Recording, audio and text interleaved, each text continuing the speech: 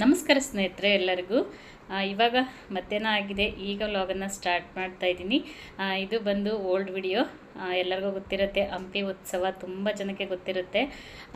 ಅಂದರೆ ಎಲ್ಲರಿಗೂ ಗೊತ್ತೇ ಇದೆಯಲ್ಲ ನಮ್ಮ ಮನೆಯಲ್ಲಿ ಏನೇನೆಲ್ಲ ಆಗಿದೆ ಅಂತ ಅಂದ್ಬಿಟ್ಟು. ಹಾಗಾಗಿ ನಾನು ವಿಡಿಯೋನ ಶೇರ್ ಮಾಡೋಕ್ಕಾಗಿರಲಿಲ್ಲ. ಇವಾಗ ಫೈನಲಿ ಇವಾಗ ಏನಾಗುತ್ತೆ ಅಂದರೆ, ಸುಮ್ಮನೆ ಇದ್ದರೆ ಅದೇ ಕಡೆ ಅದೇ ಚಿಂತೆ ಇರುತ್ತೆ, ಮತ್ತು ಒಂಥರ ಡಿಪ್ರೆಷನ್ಗೆ ಹೋದಂಗಾಗುತ್ತೆ. ಹಾಗಾಗಿ ಈ ಥರ ಸ್ವಲ್ಪ ಎಡಿಟಿಂಗ್, ಈ ಥರ ವ್ಲಾಗನ್ನು ಮಾಡ್ತಾಯಿದ್ರೆ ಮೈಂಡು ಕೂಡ ಸ್ವಲ್ಪ ಫ್ರೆಶ್ ಆಗುತ್ತೆ. ಹಾಗಾಗಿ ಇವತ್ತು ಅಪ್ಲೋಡ್ ಮಾಡ್ತಾಯಿದ್ದೀನಿ. ಮನಸ್ಸಿಲ್ಲ ಆದ್ರೂ ನಮ್ಮ ಆರೋಗ್ಯ ನಾವು ನೋಡ್ಕೋಬೇಕಲ್ವ. ಹಾಗಾಗಿ ಇವಾಗ ಮಧ್ಯಾಹ್ನ ಆಗಿದೆ. ಮಧ್ಯಾಹ್ನ ಹಂಪಿ ಉತ್ಸವ 3 ದಿನ ಹಂಪಿ ಉತ್ಸವ ಆಯಿತು. ಹಂಪಿನಲ್ಲಿ ನಮ್ಮ ಜಿಲ್ಲೆ ವಿಜಯನಗರ ಜಿಲ್ಲೆ ಅಂತ ಹೇಳ್ಕೊಳ್ಳೋಕ್ಕೂ ನನಗೂ ಒಂದು ಹೆಮ್ಮೆ. ಇವಾಗ ಸಂಜೆ ನಾವು ಊರು ಬಿಟ್ಟಾಗ 3:30 ಆಗಿತ್ತು. ಇಲ್ಲಿಗೆ ಬರೋದ್ರೊಳಗೆ 5 ಗಂಟೆ. ನಮಗೆ ಹತ್ರನೇ ಆಗುತ್ತೆ, ಒಂದು 80 ಕಿಲೋಮೀಟರ್ ಆಗುತ್ತೆ ಹೊಸಪೇಟೆ. ಸಂಜೆಯಿಂದಲ್ವಾ ಇದು ಹಂಪಿ ಉತ್ಸವ ಸ್ಟಾರ್ಟ್ ಆಗೋದು. ಇವಾಗ ಬರ್ತಾಯಿದ್ದೀವಿ, ನೋಡ್ತಾ ಇರ್ಬೋದು. ಹೊಸಪೇಟೆಯಿಂದ ಹತ್ರನೇ ಆಗುತ್ತೆ ಹಂಪಿ, ಸುಮಾರು ಒಂದು 5 ಕಿಲೋಮೀಟರ್ ಆಗುತ್ತೆ, ಅಷ್ಟೇನು ತುಂಬ ದೂರ ಇಲ್ಲ. ಇವಾಗ ನೀವು ನೋಡ್ಬೋದು, ಇಲ್ಲಿಂದನೇ ಸ್ಟಾರ್ಟ್ ಆಗಿದೆ ಆವಾಗಲೇ ಎಂಟ್ರೆನ್ಸಿಂದ. ಅಂದರೆ 3 ಹತ್ರ ಸ್ಟೇಜ್ ಇತ್ತಂತೆ.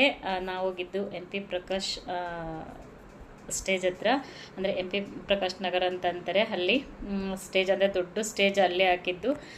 ತುಂಬ ಪ್ರೋಗ್ರಾಮು ಅಲ್ಲೇ ಆಗ್ತಾಯಿದ್ದು, MP ಪ್ರಕಾಶ್ ಸ್ಟೇಜ್ ಅಂತ ಅಂದ್ಬಿಟ್ಟು.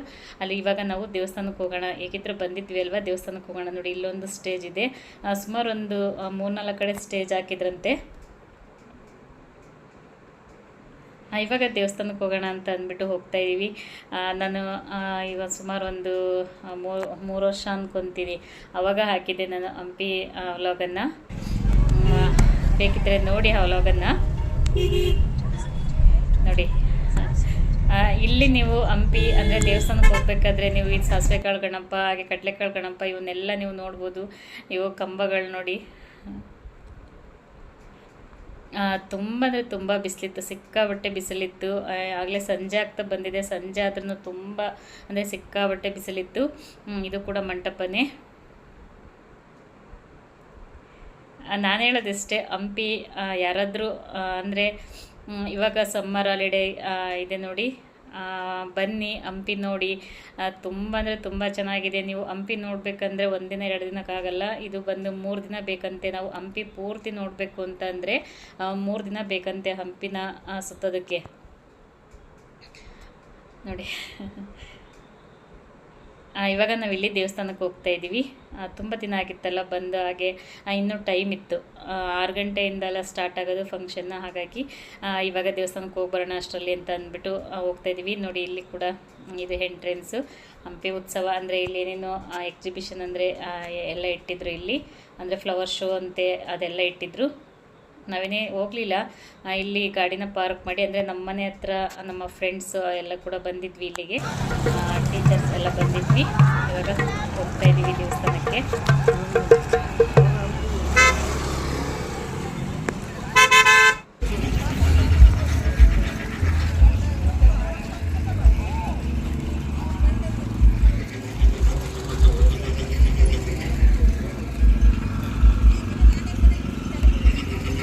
ನಾನು ಕುಡಿತೀನಿ.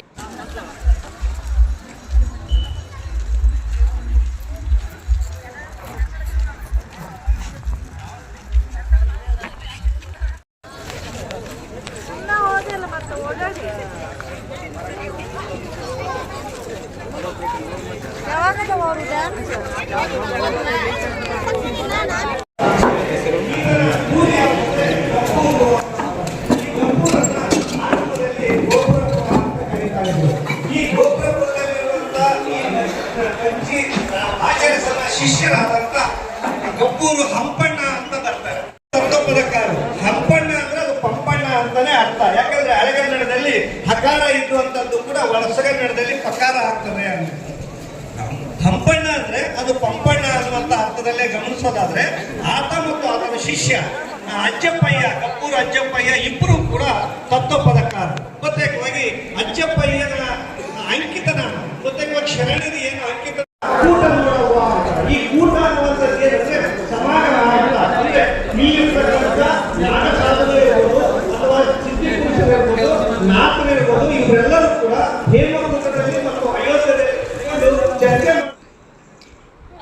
ದೇವಸ್ಥಾನ ಹತ್ರನೂ ಒಂದು ಸ್ಟೇಜನ್ನು ಹಾಕಿದ್ರು.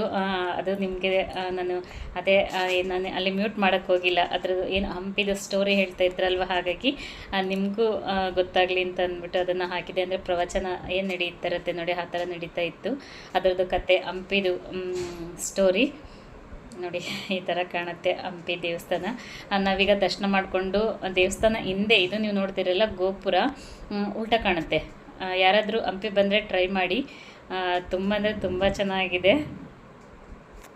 ದೇವಸ್ಥಾನ ಇದೆಯಲ್ವ, ದೇವಸ್ಥಾನ ಹಿಂದೆನೇ ಇದೆ. ಅಲ್ಲಿ ನೆರಳು ಅಂದರೆ ಸೂರ್ಯನ ಕಿರಣ ಬೀಳ್ತಾ ಇರುತ್ತೆ. ಅಂದರೆ ದೇವಸ್ಥಾನದ ಗೋಪುರದ ಮೇಲೆ ಸೂರ್ಯ ಕಿರಣ ಬೀಳುವಾಗ ನಮಗೆ ಉಲ್ಟಾ ಕಾಣುತ್ತೆ ಗೋಪುರ. ನೋಡಿ ಚೆನ್ನಾಗಿದೆ, ಮಿರಾಕಲ್ ಅಲ್ಲ. ಇವಾಗ ದರ್ಶನ ಮಾಡಿಕೊಂಡು ಹೊರಗಡೆ ಬಂದ್ವಿ.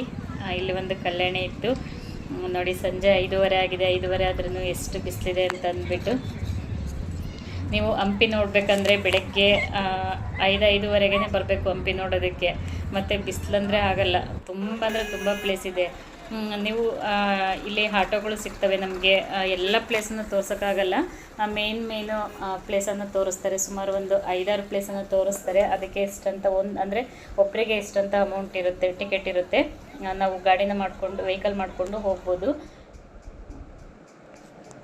ಮತ್ತು ಇಲ್ಲಿ ಅಂದರೆ ದೇವಸ್ಥಾನಕ್ಕೆ ಹೋಗ್ಬೇಕಂದ್ರೆ ಓಡಾಡಬೇಕಾದ್ರೆ ಧೂಳೆಲ್ಲ ಆಗುತ್ತೆ ಅಂತ ಅಂದ್ಬಿಟ್ಟು ರೋಡ್ಗೆ ನೀರೆಲ್ಲ ಹಾಕ್ತಾಯಿದ್ರು. ಇದು ಕೂಡ ಚೆನ್ನಾಗಿಲ್ಲ, ಯಾಕಂದರೆ ಧೂಳೆಲ್ಲ ಹೆದಳ್ತಾ ಇರುತ್ತೆ ಎಲ್ಲ ಹಾಗಾಗಿ. ಮತ್ತು ದೇವಸ್ಥಾನಕ್ಕೆ ಬರೋವರು ಬರೀ ಕಾಲಲ್ಲಿ ಬರ್ತಾ ಇರ್ತಾರೆ, ಮತ್ತು ಕಾಲೆಲ್ಲ ಸುಡ್ತಾ ಇರುತ್ತೆ ನೋಡಿ. ಹಾಗಾಗಿ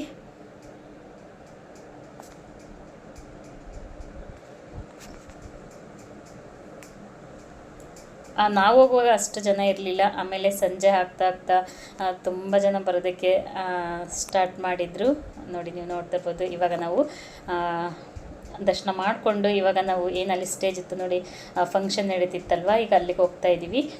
ಅಲ್ಲಿ ವೆಹಿಕಲನ್ನು ಪಾರ್ಕ್ ಮಾಡಿ, ನಾವು ಇಲ್ಲೇ ವೆಹಿಕಲ್ ಪಾರ್ಕ್ ಇದ್ದಿದ್ದು. ಇವಾಗ ಇಲ್ಲಿ ವೆಹಿಕಲನ್ನು ಪಾರ್ಕ್ ಮಾಡಿ ಇವಾಗ ಪಾರ್ಕಿಂಗ್ ಏರಿಯಾನು ಅಷ್ಟೇ ತುಂಬ ಅಂದರೆ ತುಂಬ ದೊಡ್ಡದು ಮಾಡಿದರೆ, ಯಾಕಂದರೆ ತುಂಬ ಗಾಡಿಗಳು ಬರ್ತವೆ ಅಲ್ಲ. ಹಾಗಾಗಿ ಸುಮಾರು ಜನ ಸೇರ್ತಾರೆ. ಹಂಪಿ ಉತ್ಸವ ಅಂತಂದರೆ ವರ್ಷಕ್ಕೊಂದ್ಸಲ ಆಗುತ್ತೆ, ಚೆನ್ನಾಗಿರುತ್ತೆ. ನಾನು ಕೂಡ ಫಸ್ಟ್ ಟೈಮ್ ಬಂದಿರೋದು, ಯಾಕಂದರೆ ಪ್ರತಿ ವರ್ಷ ಕರಿತಾಯಿದ್ರು, ನಮ್ಮ ಫ್ರೆಂಡ್ಸ್ ಎಲ್ಲರೂ ಕರಿತಾಯಿದ್ರು.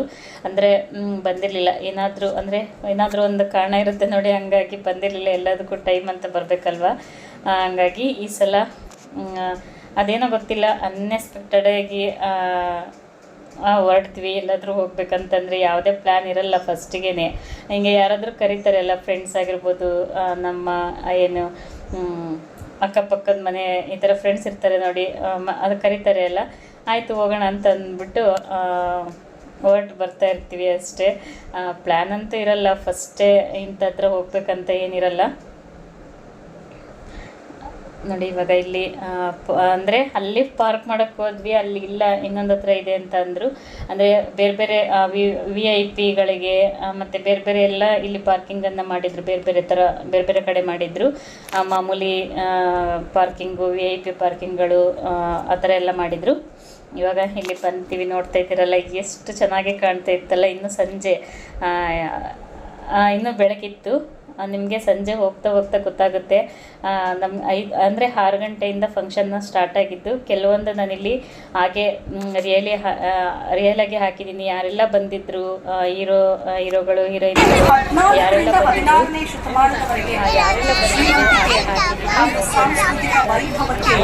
ವಿಜಯನಗರ ಜಂಬೂ ಸವಾರಿ ಫೇಮಸ್ ಆಗಿದ್ರು ಅದಕ್ಕೆ ಸ್ಫೂರ್ತಿಯಾಗಿದ್ದು ಇದೇ ನಮ್ಮ ಹಂಪಿ. ವಿಜಯನಗರದಲ್ಲಿ ನಡೆಯುತ್ತಿದ್ದಂತಹ ಹಂಪಿಯ ದಸರಾ ಮಹೋತ್ಸವ ಅಂತ ಹೇಳ್ಬೋದು. ಹಾಗಾಗಿ ಅದನ್ನ ಮೆಲುಕು ಹಾಕೋದಕ್ಕೂ ಕೂಡ ಬಹಳ ಖುಷಿ ಆಗುತ್ತೆ, ಹೆಮ್ಮೆ ಆಗುತ್ತೆ. ಇವತ್ತಿನ ಈ ಆಧುನಿಕ ಕಾಲ ಅಂದ್ರೆ ಇವತ್ತಿನ ಜನಮಾನಸ ಅತ್ಯವಶ್ಯಕ ಸಿದ್ಧತೆಗಳು ಕೂಡ ಆಗಿದೆ. ಸೊ ಎಲ್ಲ ಕಾರ್ಯಕ್ರಮಗಳು ಈಗ ಒಂದೊಂದಾಗಿ ಆರಂಭ ಆಗುತ್ತೆ. ಈ ಕಾರ್ಯಕ್ರಮವನ್ನ ನಾವು ಒಂದು ನೃತ್ಯದ ಮೂಲಕ ಬಹಳ ಬಹಳ ಅಪರೂಪದ ನೃತ್ಯ ಅಂತ ಹೇಳ್ಬೋದು. ಕಾರ್ಯಕ್ರಮವನ್ನ ಆರಂಭ ಮಾಡ್ತೀವಿ.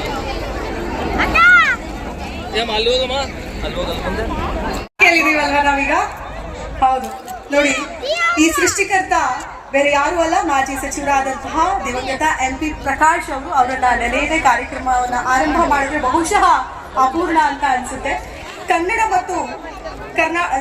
ಮತ್ತು ಸಂಸ್ಕೃತಿ ಸಚಿವರಾಗಿದ್ದಂತಹ MP ಪ್ರಕಾಶ್ ಅವರು 1987ರಲ್ಲಿ ಕರ್ನಾಟಕ ಸಾಂಸ್ಕೃತಿಕ ವೈಭವವನ್ನ ಸಾರುವ ಶ್ರೀಕೃಷ್ಣ ದೇವರಾಯನ ವಿಜಯನಗರ ಸಾಮ್ರಾಜ್ಯದ ಗತ ವೈಭವವನ್ನ ಮರುಕಳಿಸಿದ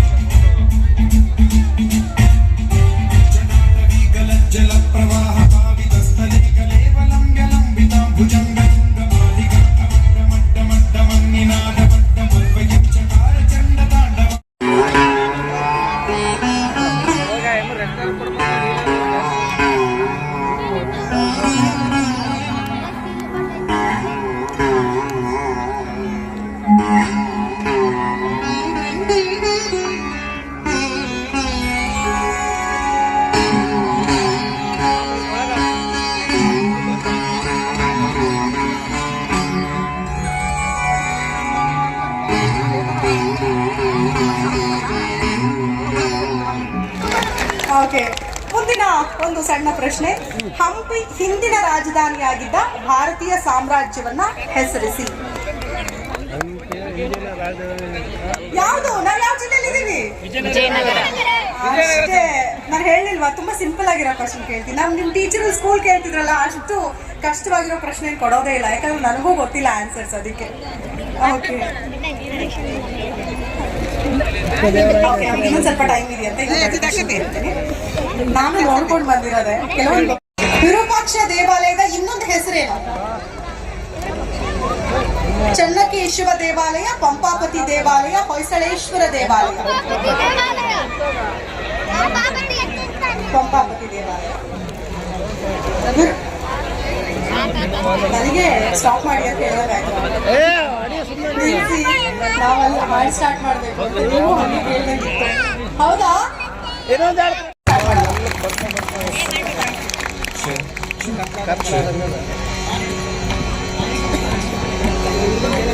ಚೆಕ್,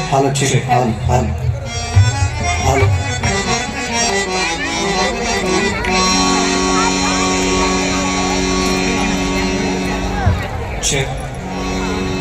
ಎಲ್ರಿಗೂ ನಮಸ್ಕಾರ. ಇದೀಗ ಒಂದು ಜಾನಪದ ಗೀತೆ ನಿಮ್ಮ ಮುಂದೆ. ಇದನ್ನ ರಚಿಸಿರ್ತಕ್ಕಂಥವ್ರು ಡಾಕ್ಟರ್ ಬಸವರಾಜ್ ಕಲೆಗಾರ್, ಹಾಗೂ ಇದನ್ನ ಸಂಯೋಜನೆ ಮಾಡಿರ್ತಕ್ಕಂಥವ್ರು ನಮ್ಮ ಗುರುಗಳಾಗಿರ್ತಕ್ಕಂಥ ಡಾಕ್ಟರ್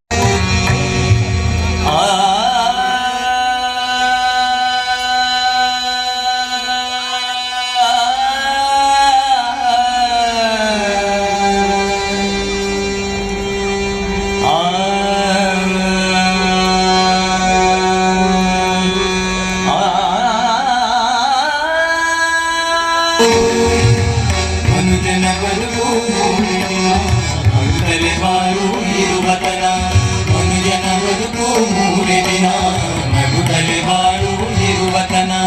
ಹೋಗುವ ಮುನ್ನ ಬರೆದು ಬಿಡು, ಹೋಗುವ ಮುನ್ನ ಬರೆದು ಬಿಡು ಬಾಳಿನ ಸಂತೆಯ ಪದವನ್ನ. ಮನುಜನ ಬದುಕು ಮೂರೇ ದಿನ ನಗುತ್ತಲೇ ಬಾರು ಇರುವತನ, ಮನುಜನ ಬದುಕು ಮೂರೇ ದಿನ ನಗುತ್ತಲೇ ಬಾಳು ಇರುವತನ.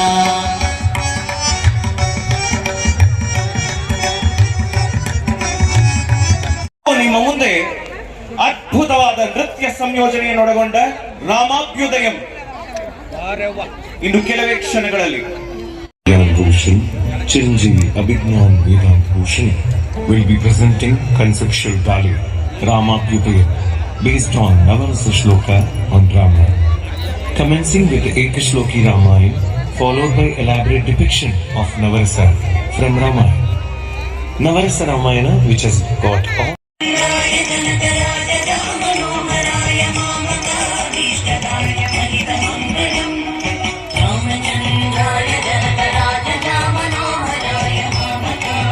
ಕಥೆ ಈ ಪುಣ್ಯಕೋಟಿಯ ಕಥೆ. ಪ್ರಾಮಾಣಿಕತೆ ಮತ್ತು ಸತ್ಯಪರತೆಯ ಮಹತ್ವವನ್ನು ಸಾರುವುದು ಈ ಹಾಡಿನ ಮುಖ್ಯ ಹಂದರ. ಹೃದಯವನ್ನು ಆರ್ದ್ರಗೊಳಿಸುವ ಈ ಸತ್ಯಪರತೆಯ ಕಥೆಯನ್ನು, ಸಾತ್ವಿಕ ಗೋವು ಪುಣ್ಯಕೋಟಿಯ ಕಥೆಯನ್ನು ಹೇಳುವ ಈ ಗೋವಿನ ಹಾಡನ್ನು ಈಗ ಕೇಳೋಣ ಬನ್ನಿ. ಧರಣಿ ಮಂಡಲ ಮಧ್ಯದೊಳಗೆ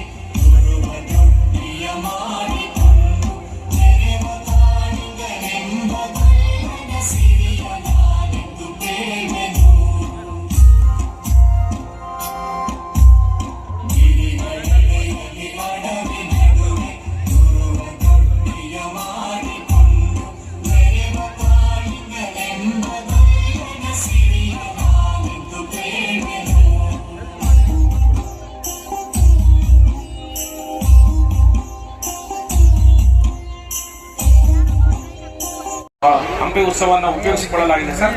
ತಾವು ನಿರ್ದೇಶನ ಕೊಟ್ಟಂತೆ ಎಲ್ಲ ಸಲಹೆಗಳನ್ನು ಪಾಲಿಸಿ ಇವತ್ತು ಉತ್ಸವವನ್ನು ಮಾಡ್ತಾ ಇದ್ದೀವಿ ಸರ್. ತಾವು ಉದ್ಘಾಟನೆಗೆ ಬಂದಿದ್ದೀರಿ. ನಮ್ಮೆಲ್ಲರ ಪರವಾಗಿ, ಜಿಲ್ಲಾಡಳಿತದ ಪರವಾಗಿ, ಸ್ಥಳೀಯ ಶಾಸಕರು ಮತ್ತು ಎಲ್ಲ ಜಿಲ್ಲೆಯ ಜನಪ್ರತಿನಿಧಿಗಳ ಪರವಾಗಿ ಮತ್ತೊಮ್ಮೆ ನಾನು ಗೌರವಪೂರ್ವವಾಗಿ ಸ್ವಾಗತವನ್ನು ಕೋರ್ತೇನೆ. Thank you so much sir. ಎಷ್ಟು ಪ್ರಾಸ್ತಾವಿಕ ನುಡಿಗಳನ್ನ ಬಹಳ ಅರ್ಥಗರ್ಭಿತವಾಗಿ ನಿಮ್ಮ ಮುಂದೆ ಪ್ರಸ್ತುತಪಡಿಸಿದ್ದಾರೆ DC ದಿವಾಕರ್ಸ್ ಅವರಿಗೆ ಬನ್ನಿ ಒಂದು ಜೋರಾದ ಚಪ್ಪಾಳೆ. ಇದೀಗ ಹಂಪಿ ಉತ್ಸವ 2025 ಎರಡನೇ ದಿನದ ಅಧಿಕೃತ ಉದ್ಘಾಟನೆಯನ್ನ ಸಿರಿಧಾನ್ಯಗಳನ್ನ ತಿಂದ್ರೆ ಯಾವುದೇ ರೋಗ ಬರೋದಿಲ್ವಂತೆ, ಗಟ್ಟಿಮುಟ್ಟಾಗಿರಬಹುದು ಅನ್ನೋದು ಈಗಾಗಲೇ ಪ್ರೂವ್ ಆಗಿರುವಂತಹ ಸಂಗತಿ. ಹಾಗಾಗಿ ಸಾಂಕೇತಿಕವಾಗಿ ಸಿರಿಧಾನ್ಯಗಳನ್ನ ಬುಟ್ಟಿಯಲ್ಲಿ ಸುರಿಯುವ ಮೂಲಕ ಈ ಕಾರ್ಯಕ್ರಮವನ್ನ ಉದ್ಘಾಟನೆ ಮಾಡಬಹುದು. ಗಣ್ಯರು ದಯಮಾಡಿ ಸಿರಿಧಾನ್ಯಗಳನ್ನ ಮೂಲಕ ಈ ಒಂದು ಕಾರ್ಯಕ್ರಮವನ್ನ ಉದ್ಘಾಟನೆ ಮಾಡಬೇಕು. ನಮ್ಮ ಸಂಸ್ಕೃತಿಯನ್ನ ಪ್ರತಿಬಿಂಬಿಸುವಂತಹ ಸಿರಿಧಾನ್ಯಗಳು ಅಷ್ಟೇ ಅಲ್ಲ, ನಮ್ಮ ಆರೋಗ್ಯಕ್ಕೂ ಕೂಡ ಅಷ್ಟೇ ಒಳ್ಳೆಯದು. ಯಾವುದೇ ವಯಸ್ಸಿನವರಾಗಿದ್ರು ಕೂಡ ಸಿರಿಧಾನ್ಯಗಳನ್ನ ತಿಂದ್ರೆ ತಮ್ಮ ಆರೋಗ್ಯವನ್ನ ಉತ್ತಮವಾಗಿ ನೋಡ್ಕೊಳ್ಬಹುದು. ಯಾವುದೇ ಕಾಯಿಲೆಗಳು ಕೂಡ ಬರದೇ ಇರೋ ರೀತಿಯಾಗಿ ಮನೆಯಲ್ಲೇ ಔಷಧಿ ಅಂತಾರಲ್ಲ, ಹಂಗೆ ಸಿರಿಧಾನ್ಯಗಳ ಮೂಲಕ ಆರೋಗ್ಯವನ್ನ ಕಾಪಾಡಿಕೊಳ್ಬಹುದು. ಹಾಗಾಗಿ ಈ ಮೂಲಕ ಉದ್ಘಾಟನೆ ಬರಲಿ, ಜೋರಾದ ಚಪ್ಪಾಳೆ. ಸಿರಿಧಾನ್ಯ ಶುಭದ ಸಂಕೇತ. ಧಾನ್ಯಗಳಿಲ್ಲದ ಮನೆಯೇ ಇಲ್ಲ, ಹೌದಾ ಅಲ್ವಾ?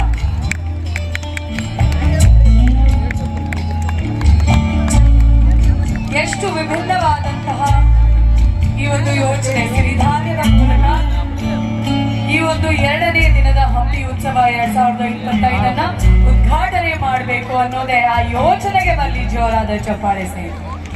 ಗಣ್ಯಮಾನ್ಯರೆಲ್ಲರಿಗೂ ಕೂಡ ಧನ್ಯವಾದಗಳು ಈ ಉದ್ಘಾಟನೆಯನ್ನ ಮಾಡಿದ್ದಕ್ಕಾಗಿ. ಚಪ್ಪಾಳೆ ಬರಲಿ ನಮ್ ಎಲ್ಲರ ಪ್ರೀತಿಯ ಚಿನ್ನಾರಿ ಮುತ್ತ ವಿಜಯ ರಾಘವೇಂದ್ರ ಅವರು, H2 ಬೆಡಗಿ, ನಮ್ಮ ಪ್ರಿಯಾಂಕಾ ಉಪೇಂದ್ರ ಅವರು, ಸದಾ ಮುದ್ದಾಗಿ ಕಾಣುವಂತಹ ನಮ್ಮ ಅನು ಪ್ರಭಾಕರ್. ಹೇಗಿದ್ದೀರಿ? ಚೆನ್ನಾಗಿದ್ದೀನಿ. ಜೋರಾದ ಚಪ್ಪಾಳೆ. ಹಂಪಿ ಉತ್ಸವ 2025ಕ್ಕೆ ಸ್ವಾಗತ, ಸುಸ್ವಾಗತ. ಧನ್ಯವಾದಗಳು ಎಲ್ಲರಿಗೂ ಕೂಡ. ಹಂಪಿ ಉತ್ಸವ 2025 ಹೃತ್ಪೂರ್ವಕ ಶುಭಾಶಯಗಳು. ಎದುರುಗಡೆ ಕುಳಿತಿರುವ ಎಲ್ಲ ಗಣ್ಯರಿಗೂ, ನಾಯಕರಿಗೂ, ಹಿರಿಯರಿಗೂ ಹಾಗೂ ಆತ್ಮೀಯ ಕನ್ನಡ ಕಲಾಭಿಮಾನಿಗಳಿಗೂ ನನ್ನ ವಿನಯಪೂರ್ವಕ ನಮಸ್ಕಾರ. ನೀವು ಹಂಪಿ ಉತ್ಸವಕ್ಕೆ ಎಷ್ಟನೇ ಸಾರಿ ಬರ್ತಿದ್ರಿ? ಮೊದಲನೇ ಸಲ ಕರೆಸ್ಕೊಂಡಿದ್ದಾರೆ. ಹೌದಾ? ಅಂದ್ರೆ ಹಂಪಿಗೆ ಬಂದಿದ್ರಿ ಅಲ್ಲ? ಹಂಪಿಗೆ ಬಂದಿದ್ದೀನಿ. ಮತ್ತೆ ಓಕೆ. ಸೊ ಈಗ ಅವ್ರೆಲ್ಲರೂ ನನ್ನ ಕೇಳ್ತಿದ್ರೆ ಆಯ್ತಾ, ಇವಾಗ ವಿಜಯ ರಾಘವೇಂದ್ರ ಅವ್ರು ಬರ್ತಾರಲ್ವಾ, ಪ್ಲೀಸ್ ಅವ್ರು ಸೊಗಸಾಗಿ ಹಾಡು ಹೇಳ್ತಾರೆ, ಒಂದು ಹಾಡು ಹೇಳಿಸ್ಬಿಡಿ. ಹಂಗೆ ಸೂಪರ್ ಆಗಿ ಸ್ಟೆಪ್ ಹಾಕ್ತಾರೆ. DKD ನಲ್ಲಿ ನಾವೆಲ್ಲ ನೋಡಿದೀವಿ, ಹೌದಾ ಇಲ್ವಾ? ನೋಡಿ ಅದು DKD ನಾನು ಮಾಡಿದೀವ ಇಡೀ ಸೀಸನ್ ಒಂದೇ ಸ್ಟೆಪ್ ಹಿಂಗ್ ಹೋಗಿ ಒಂದು ಹಾಡು ಹೇಳ್ಬೋದಾ? ಖಂಡಿತ ಹಾಡಾಡ್ತೀನಿ. ಯಾಕಂದ್ರೆ ಇಷ್ಟು ಜನರನ್ನ ನೋಡಿದಾಗ, ಇಷ್ಟು ಪ್ರೀತಿಯನ್ನ ನೋಡಿದಾಗ, ಇವಾಗ ತಾನೇ ನಮ್ಮ ಅಪ್ಪು ಅವರ ಹಾಡನ್ನ ಕೇಳಿದ್ವಿ, ಬೊಂಬೆ ಹೇಳದೈತೆ ಅನ್ನೋ ಹಾಡು. ಅದು ನನಗೆ ಬಹಳ ಇಷ್ಟವಾದಂತಹ ಹಾಡು. ಆಮೇಲೆ ಈ ಭಾಗದಲ್ಲಿ ನಮಗೆ ತುಂಬಾ ಮನಸ್ಸಿಗೆ ಖುಷಿನ ಕೊಡುವಂತ ವಿಚಾರ ಏನಪ್ಪಾ ಅಂದ್ರೆ, ನಮ್ಮ ಅಪ್ಪು ಅವರ ಅಭಿಮಾನಿಗಳು ಎಷ್ಟರ ಮಟ್ಟಿಗಿದ್ದಾರೆ ಅಂತ ಹೇಳಿದ್ರೆ, ನಾವ್ ಏನ್ ಹಾಡ್ತೋ ಬಿಡ್ತೀವೋ ಗೊತ್ತಿಲ್ಲ, ಅಪ್ಪು ಅವ್ರದ್ದೊಂದು ಮಾತು ಹೇಳಿದ್ರೆ ಸಾಕು ಅಷ್ಟು ಖುಷಿಯನ್ನ ಕೊಡ್ತಾರೆ. ಸೊ ಆ ರೀತಿ ಪ್ರೀತಿಯನ್ನ ಅವ್ರಿಗೆ ಇವರೆಲ್ಲರೂ ಧಾರೆ ಇರ್ತಾರೆ ಅಂತ ಹೇಳಿದ್ರೆ, ಇವ್ರಿಗೆ ನಮ್ಮ ಪುಣ್ಯ ಆಗುತ್ತೆ. ಈ ತರ ಒಂದು ವೇದಿಕೆ ಮೇಲೆ ಬಂದು ನಿಂತ್ಕೊಳ್ಳೋದು ನನಗೊಂದು ಸದಾವಕಾಶ ಆಗುತ್ತೆ ಅಲ್ವಾ? ವಿಜಯಜಿ, ಇನ್ನೊಂದು ಏನ್ ಗೊತ್ತಾ, ಸಾಗರೋಪಾದಿಯಲ್ಲಿ ಜನ ಸೇರಿದ್ದಾರೆ. ನಮ್ಮ ಪಾಟೀಲ್ ಸರ್ ಅವರು ಹೇಳ್ತಿದ್ರು, ಇಲ್ಲಿಗೆ ಬಂದಾಗ ಉತ್ಸವ ಹೌದು, ಆದ್ರೆ ಎಲ್ಲರೂ ನೋಡಿದಾಗ ಏನ್ ಜಾತ್ರಾ ಮಹೋತ್ಸವ ತರ ಇಷ್ಟು ಲಕ್ಷ ಜನ ಬರ್ತಿದಾರಲ್ಲ ಅಂತ. ಇಷ್ಟು ಲಕ್ಷ ಜನ ನೋಡಿದಾಗ ನಿಮ್ಗೆ ಏನ್ ಅನ್ಸುತ್ತೆ? ಫಸ್ಟ್ ಇಷ್ಟು ಲಕ್ಷ ಜನ ನೋಡಿದಾಗ ನನಗೆ ಈ ಜನರಿಂದ, ಇವರು ಹೊಡಿತಿರೋ ಚಪ್ಪಾಳೆಯಿಂದ, ಇವರು ಹೊಡಿತಿರೋ ಶಿಲ್ಲೆಯಿಂದ ನಾವಿನ್ನೂ ಉಸಿರಾಡ್ತಾ ಇದ್ದೇವೆ ಕಲಾವಿದರಾಗಿ. ಕನ್ನಡ ಚಿತ್ರದಿಂದ ಇನ್ನೂ ಉಸಿರಾಡ್ತಾ ಇದೆ, ಕನ್ನಡ ಸಿನಿಮಾಗಳು ಬರ್ತಾ ಇದ್ದಾವೆ, ಹೊಸ ಹೊಸ ಕನಸನ್ನ ಕಟ್ಕೊಂಡು ಇಲ್ಲಿಂದ ಎಷ್ಟೋ ಜನ ಪ್ರತಿಭೆಗಳು ಹೊಸ ಸಿನಿಮಾ ಮಾಡ್ತಾರೆ, ನಟರಾಗ್ತಾರೆ, ತಂತ್ರಜ್ಞರಾಗ್ತಾರೆ. ಒಳ್ಳೊಳ್ಳೆ ಸಿನಿಮಾ ಬಂದು ಇವಾಗ ಕನ್ನಡ ಸಿನಿಮಾ ಬರೀ ಕರ್ನಾಟಕದಲ್ಲಿ ಮಾತ್ರ ಅಲ್ಲ, ಭಾರತದಲ್ಲಿ ಒಂದು ಮಾತುಕತೆ, ಒಂದು ಚರ್ಚೆಗೆ ಒಳಗಾಗುತ್ತೆ, ಇಡೀ ಪ್ರಪಂಚದಲ್ಲಿ ಒಂದು ಚರ್ಚೆ ಒಳಗಾಗುತ್ತೆ. ಅಪ್ಪು ಅವ್ರ ಸಿನಿಮಾ ಆಗಿರ್ಬೋದು, ಯಶ್ ಅವ್ರ ಸಿನಿಮಾ ಆಗಿರ್ಬೋದು, ಈ ತರ ದೊಡ್ಡ ದೊಡ್ಡ ಅದ್ಭುತವಾದ ಸಿನಿಮಾಗಳು ಬಂದಿದ್ದಾವೆ. So we should thank them. ನಿಮಗೆ ನಾವು ಉಸಿರು ಇರೋವರೆಗೂ, ಬಹುಶಃ ಉಸಿರು ಹೋದ್ಮೇಲೆ ಕೂಡ ನಿಮಗೆ ನಾವು ಧನ್ಯವಾದ ಹೇಳಬೇಕು. ಅಷ್ಟರ ಮಟ್ಟಿಗೆ ಪ್ರೀತಿಯನ್ನ ಕೊಟ್ಟಿದ್ದಾರೆ ನೀವು. Thank you. ಈಗ ನೀವೇ ಆಪ್ಟ್ ಮಾಡ್ಕೊಳ್ಳಿ, ಡಾನ್ಸ್ ಮಾಡ್ತೀರಾ ಮೊದಲು ಹಾಡು ಹೇಳ್ತೀರಾ? ಹಾಲಲ್ಲಾದರೂ ಹಾಕು, ನೀರಲ್ಲಾದರೂ ಹಾಕು, ಹಾಲಲ್ಲಿ ಕೆನೆಯಾಗಿ, ನೀರಲ್ಲಿ ಮೀನಾಗಿ ಹಾಯಾಗಿರುವೆ ರಾಘವೇಂದ್ರ. ಮುಳ್ಳಲ್ಲಾದರೂ ನೂಕು, ಕಲ್ಲಲ್ಲಾದರೂ ನೂಕು ರಾಘವೇಂದ್ರ.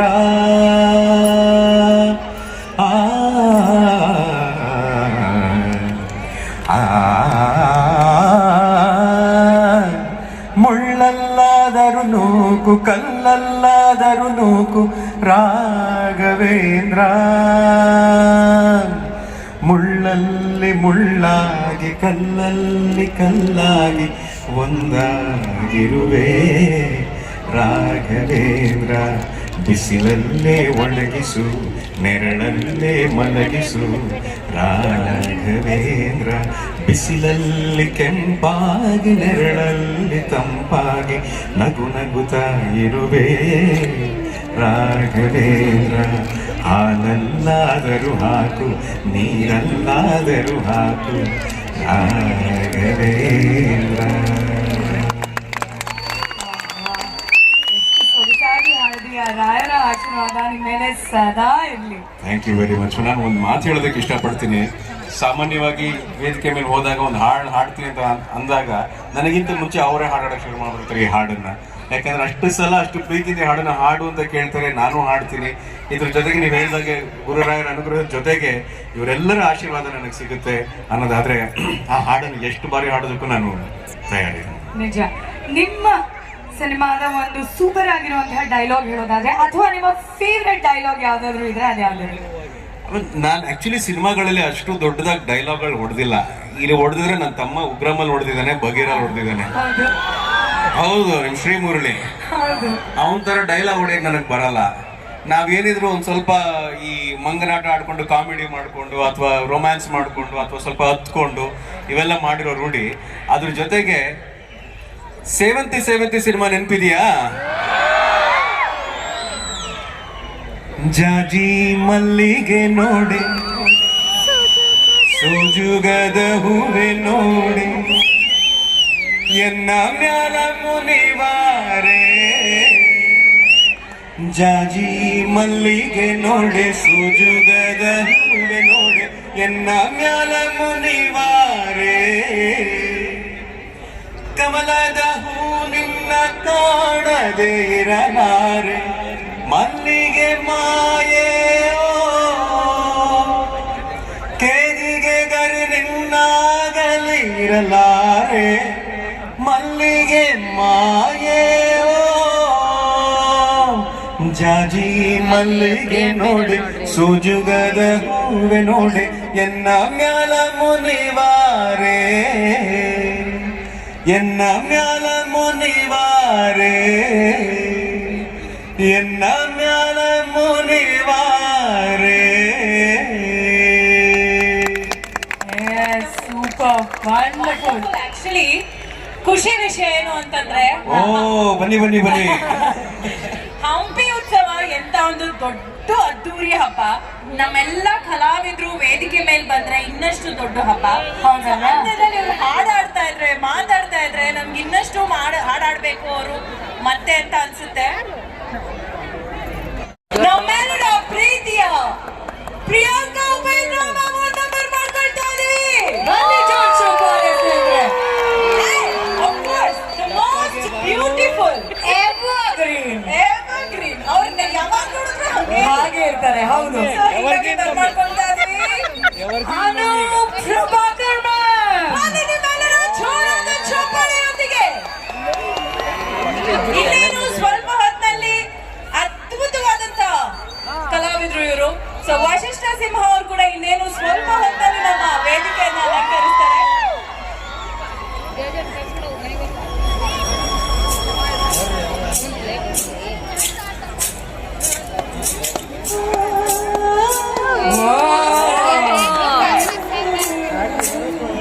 ವೆಲ್ಕಮ್.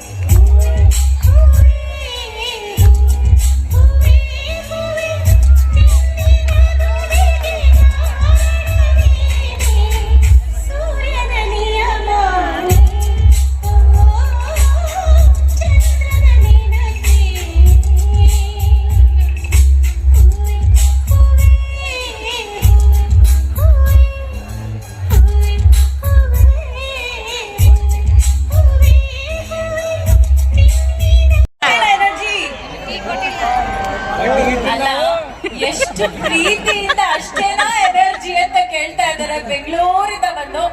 ಅಷ್ಟೇನಾ ಎನರ್ಜಿ ಹಂಪಿ? ಅವ್ರು ಎಷ್ಟು ಚೆನ್ನಾಗಿ ಕೇಳಿದ್ರು ನಿಮ್ಮಿ ನಗುವಿಗೆ ಕಾರಣವೇನೆ ಅಂತ. ಮ್ಯಾಮ್, ನಾನ್ ನಿಮ್ಮನ್ನ ಕೇಳ್ತಾ ಇದ್ದೀನಿ, ನಿಮ್ಮಿ ನಗುವಿಗೆ ಕಾರಣ ಏನು? ಉಪೇಂದ್ರ ಸರ ಸದ್ಯಕ್ಕೆ ಇವರೆಲ್ಲರೂ very nice. Okay, so Hema ಇವಾಗ ಎಷ್ಟು ಚೆನ್ನಾಗಿ ಡಾನ್ಸ್ ಮಾಡಿದ್ರು ಎಂಟ್ರಿನಲ್ಲೇ ಅಲ್ವಾ? ಸೂಪರ್ ಆಗಿ ಡೈಲಾಗ್ ಹೇಳ್ತಾರೆ. ಈಗ ಅದು ಉಪ್ಪೀಸಲ್ ಡೈಲಾಗ್ ಅಂತ ಹೇಳ್ತಿದ್ರು ನನಗೆ. ಹೌದಾ? ಹೌದು. ಅಲ್ಲ, ಡೈಲಾಗ್ ಹೇಳ್ಬೇಕಾ ಬೇಡ? ಹೇಳಬೇಕು. ಎಷ್ಟು ಸೊಗಸಾಗಿ ಕನ್ನಡವನ್ನ ಇಲ್ಲಿ ಬಂದು ಕಲ್ತ್ಕೊಂಡು ಈಗ ನಮ್ಮ ಕನ್ನಡತಿ ಆಗ್ಬಿಟ್ಟಿದ್ದಾರೆ. ನಮ್ಮ ಹೆಮ್ಮೆಯ ಕನ್ನಡತಿ. ಜೋರಾದ ಚಪ್ಪಾಳೆ ಬರ್ಲಿ. ಥ್ಯಾಂಕ್ ಯು, ಧನ್ಯವಾದ. ಹೇಳಿದಿರಪ್ಪ.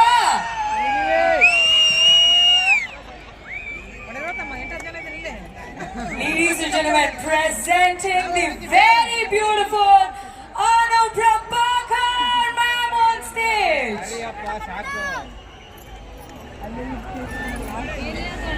ಬಾರೋ ಜಯ ಬಾ.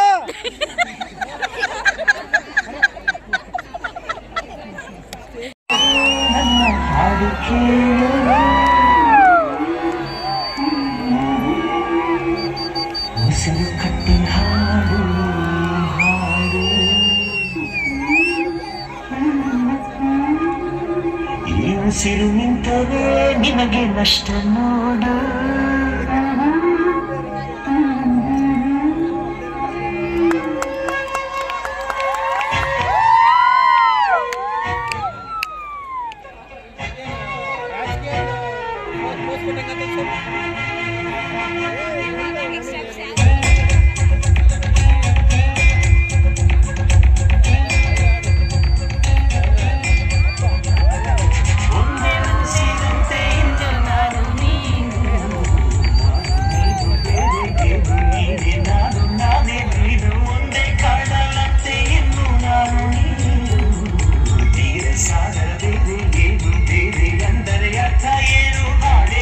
ಗಿಡ ನೋಡ್ಕೊಂಡು ಬಂದೆ. ಅವರ ಹೆಸರು ಇದೆ ಅದರ ಪಕ್ಕದಲ್ಲಿ. ಅದ್ರ ಜೊತೆಗೆ ಅಪ್ಪು ಅವರು ನೆಟ್ಟಿರೋ ಗಿಡದ ಪಕ್ಕದಲ್ಲೇ ನನ್ನ ಮಗಳು ನಂದನ ಒಂದು ತೆಂಗಿನ ಮರ ಸಸಿನ ಕೂಡ ನೆಟ್ಲು. ಅದು ಕೂಡ ಇವತ್ತು ನನ್ನ ಮಗಳು ಅದು ನೆಟ್ಟಿದಾಗ ಅವಳಿಗೆ 2 ವರ್ಷ. ಇವಾಗ ನನ್ನ ಮಗಳು 6.5 ವರ್ಷ ವಯಸ್ಸು. ಇಷ್ಟುದ್ದ ಆಗಿದೆ ಆ ತೆಂಗಿನ ಮರ. ನೋಡಿ ಬಹಳ ಬಹಳ ಸಂತೋಷ ಆಯ್ತು. ಅಪ್ಪು ಅವರ ಹೆಸರು ಅಲ್ಲೇ ಇದೆ, ಅದನ್ನು ಮುಟ್ಟಿ ನನ್ನ ಮಗಳ ಹೆಸರು ಮುಟ್ಟಿ ಅದನ್ನ ನೋಡ್ಕೊಂಡು ಇವತ್ತು ನಾನು ಬಂದೆ. ಹಂಪಿಗೆ ಬರೋದು ಯಾವಾಗ್ಲೂ ಬಹಳ ಬಹಳ ಖುಷಿ ಕೊಡುವಂತ ವಿಷಯ. ಮುಖ್ಯವಾಗಿ ಕನ್ನಡ ಅಭಿಮಾನ ಎಲ್ಲಿ ಹೆಚ್ಚಾಗಿರುತ್ತೆ ಅಲ್ಲಿ ಕಲಾವಿದರು ನಾವು ಹೋಗೋಕೆ ಇಷ್ಟಪಟ್ಟೆ ಪಡ್ತೀವಿ. ಯಾಕಂದ್ರೆ ನಮಗ್ ಬಹಳ ಮುಖ್ಯ ಅಂದ್ರೆ ನಿಮ್ಮ ಚಪ್ಪಾಳೆ, ನಿಮ್ಮ ಶಿಲ್ಲೆ. ಅದಕ್ಕೋಸ್ಕರನೇ ನಾವು ಬದುಕೋದು. ಆ ನಿಮ್ಮ ಪ್ರೀತಿ ಅಭಿಮಾನ ಸದಾ ಕಲಾವಿದರಾಗಿ ನಮ್ಮೇಲಿರ್ಲಿ ಅಂತ ನಾನು ಕೇಳ್ಕೊತೀನಿ. ಹಾಗೆ ನಮ್ಮ ಪ್ರವಾಸೋದ್ಯಮ ಇಲಾಖೆಯಿಂದ ಇರ್ಬೋದು ಅಥವಾ ಜಿಲ್ಲಾಧಿಕಾರಿಗಳ ಅವರ ಕಚೇರಿಯಿಂದ ಅದ್ಭುತವಾದ ಕಾರ್ಯಕ್ರಮ, ಇಷ್ಟು ವೈಡೂರ್ಯದಿಂದ ಇಷ್ಟು ಗ್ರ್ಯಾಂಡ್ ಆಗಿ ಮಾಡಿದ್ದಾರೆ. ನಾವು ಹಂಪಿ ಅಂತ ಯೋಚನೆ ಮಾಡಿದಾಗ ನಮ್ಮ ತಲೆಗೆ ಬರೋದೇ ಆ ವೈಭವ. ಆ ಬಜಾರ್ ಸ್ಟ್ರೀಟ್ ನಲ್ಲಿ ನಾವು ನಡ್ಕೊಂಡು ಹೋಗುವಾಗ ಅಂಗಡಿಗಳು ನೋಡ್ತಿದ್ರೆ ಅಪ್ಪ ಇಲ್ಲೆಲ್ಲ ಹಿಂಗೆಲ್ಲ ಇತ್ತ ಅಂತ ನಾವು ಯೋಚನೆ ಮಾಡ್ಬೇಕು. ಆ ದೇವಸ್ಥಾನಗಳು ನೋಡುವಾಗ ಲಕ್ಷ್ಮೀ ನರಸಿಂಹಸ್ವಾಮಿ ದೇವಸ್ಥಾನ ಇರ್ಬೋದು, ಗಣೇಶಂದು ಸಾಸಿವೆ ಕಾಳು ಕಡಲೆಕಾಳು ದೇವಸ್ಥಾನ, ಇದೆಲ್ಲ ನಾವು ಬಹಳ ಖುಷಿ ಪಟ್ಟು ಅದನ್ನೆಲ್ಲ ನೋಡುವಂತ ಒಂದು ಸಂದರ್ಭ. ಅದೇ ರೀತಿ ಈ ಉತ್ಸವ ಅದೇ ವೈಭವದಲ್ಲಿ ನಡೀತಾ ಇರೋದು ಬಹಳ ಬಹಳ ಸಂತೋಷ ಆಯ್ತು. ನಿಮ್ಮೆಲ್ಲರನ್ನು ನೋಡಿ ಬಹಳ ಖುಷಿ ಆಯ್ತು. ದಯವಿಟ್ಟು ನನಗೆ ಹಾಡೋಕೆ ಕೇಳಬೇಡಿ. ನನ್ನ ಪರವಾಗಿ ಆಲ್ರೆಡಿ ವಿಜಯ ರಾಘವೇಂದ್ರ ಅವರು ಹಾಡ್ಬಿಟ್ರು. ಯಾಕಂದ್ರೆ ಅವರು ಅದ್ಭುತವಾಗಿ ಹಾಡ್ತಾರೆ. ಸೊ ಇನ್ನೊಂದು ಹಾಡು ನನ್ನ ಪರವಾಗಿ ಬೇಕು ಅಂದ್ರೆ ಇನ್ನೊಂದು ಹಾಡು ನಮ್ಮ ರಾಘವನ್ ಕೈಯಲ್ಲಿ ನನಗೋಸ್ಕರ ಇನ್ನೊಂದು ಹಾಡು ಹಾಡ್ಬಿಡು. ನಮಗೂ ಅದೇ ಬೇಕು. ದಯವಿಟ್ಟು ನನಗೆ ಹಾಡು ಮಾತ್ರ ಹಾಡೋಕೆ ಕೇಳಬೇಡಿ. ನಾನು ಹೇಳೋದಿಷ್ಟೇ, ಹುಟ್ಟಿದರೆ ಕನ್ನಡ ನಾಡಲ್ಲಿ ಹುಟ್ಟಬೇಕು, ಮೆಟ್ಟಿದರೆ ಕನ್ನಡ ಮಣ್ಣಲ್ಲಿ ಮೆಟ್ಟಬೇಕು ಅಲ್ಲ. ಸಿರಿಗನ್ನಡಂ ಗೆಲ್ಗೆ, ಸಿರಿಗನ್ನಡಂ ಬಾಳ್ಗೆ, ಸರ್ವೇ ಜನ ಸುಖಿನೋ ಭವಂತು ಅಂತ ಹೇಳಿ ನನ್ನ ಮಾತು ಮುಗಿಸ್ತೀನಿ. ನನ್ನ ಪರವಾಗಿ ವಿಜಯ ರಾಘವೇಂದ್ರ ಅವರು ಹಾಡಾಡ್ತಾರೆ. ಎಷ್ಟು ಸೊಗಸಾಗಿ ಮಾತಾಡಿ ಇಷ್ಟು ಒಂದು ಸುಂದರವಾದ ಕ್ಷಣಗಳನ್ನ ನಮ್ಮ ಜೊತೆ ಹಂಚ್ಕೊಂಡ್ರೆ ನೀವು. ನಿಜವಾಗ್ಲೂ ಅಪ್ಪು ಸರ್ ಬಗ್ಗೆ ಎಲ್ಲ ಹೇಳಿದಾಗ ಹೃದಯ ತುಂಬಿ ಬಂತು ma'am. Thank you so much. ಅದನ್ನ ಹಂಚ್ಕೊಂಡಿದ್ದೀವಿ. ಬಹಳ ಖುಷಿ ಆಗುತ್ತೆ. ನಮ್ಮೆಲ್ಲ ತಾರೆಯರು ಆಧಾರ ಈ ಕಲೆಗೆ ಸಿಂಗಾರ, ಬಂಗಾರ ತೇರೇರಿ ಮೂಡದ ಸಿಂಧೂರ, ದಿನ ದಿನ ದಿನ ಹೊಸದಾಗಿದೆ. ಇಂದಿಗೂ ಜೀವಂತ ಶಿಲೆಯೊಳಗೆ ಸಂಗೀತ, ಸ್ವರ ಸ್ವರದ ಏರಿಳಿತ ತುಂಗೆಯಲ್ಲಿ ಜೀವಂತ, ಕಣ ಕಣ ಕಣ ಕರು ನೀಡಿದೆ.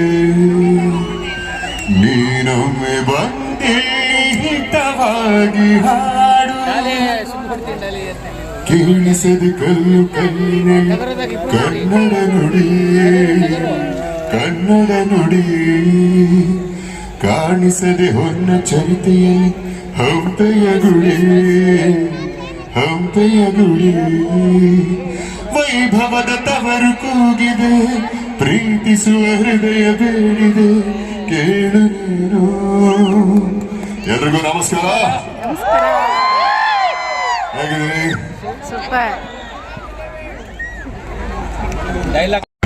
ಶೂಟ್ ಮಾಡೋವಾಗೆಲ್ಲ ಇಲ್ಲಿಗೆ ಹೊಸಪೇಟೆಗೆ ಬರೋದು, ವಿಜಯನಗರಕ್ಕೆ ಬರೋದು ಅಂದ್ರೆ ಒಂದು ಹಬ್ಬ. ನಮ್ಗೆ ಒಂದು ಅಷ್ಟೇ ಪ್ರೀತಿ ಕೊಡ್ತೀರಾ. ಇಲ್ಲಿ ಊಟ ಇಷ್ಟ, ಇಲ್ಲಿ ಜನ ಇಷ್ಟ, ಅದಕ್ಕೆ ಏನೇನ್ ಬೇಕು. ಸೊ ಇಲ್ಲಿ ಬಂದಾಗೆಲ್ಲ ಅಷ್ಟು ಒಳ್ಳೊಳ್ಳೆ ನೆನಪುಗಳನ್ನ ಕೊಟ್ಟಿದ್ದೀರಿ. ನೀವು ಹೇಳಿದಾಗ ಅದೊಂದು ಅಪ್ಪಣೆ ನಮ್ಗೆ. ಟಗರು ಸಿನಿಮಾದ ಒಂದು ಡೈಲಾಗ್ ಹೇಳೋಣ. ಪೊಲೀಸ್ ಅವರು ದಯವಿಟ್ಟು ಬೇಜಾರು ಮಾಡ್ಕೊಬಾರದು, ಸಿನಿಮಾ ಡೈಲಾಗು. ಇಂದ ಸಿಂಗಮು ಚೂಯಿಂಗಮು ಟಗರು ಹೋರಿಗಳೆಲ್ಲ ಸಾಕಷ್ಟು ಬಂದೋಗ್ಬಿಟ್ಟಾರೆ. ಪಾನಿಪುರಿ ಮಸಾಲ ಪುರಿ ಮಾರೋ ಹತ್ರ ರೋಲ್ ಕಾಲ್ ಮಾಡೋದು ಮಕ್ಕಳು. ಎನ್ಕೌಂಟರ್ ಸ್ಪೆಷಲಿಸ್ಟ್ ರೇಂಜಲ್ ಬಿಲ್ಡಪ್ಪ. ನಾವೆಲ್ಲ ಈ ಭೂಮಿ ಮೇಲೆ ಬರೋದೇ ಒಂಥರ ಫಂಕ್ಷನ್ ಬಂದು ಹೋದಂಗೆ. ಬಂದ ಮೇಲೆ ಎಲ್ಲರ ತರ ಪಂಕ್ತಿ ಕೂತು ತಿಂದು ಕುಡಿದು ಎದ್ದು ಹೋಗ್ತಾ ಇರ್ಬೇಕು ಅಲ್ವಾ? ಏನಂದ್ರೆ ನನ್ನ ಸಿನಿಮಾ ಜರ್ನಿ ಶುರುವಾಗಿದ್ದು ರಾಜ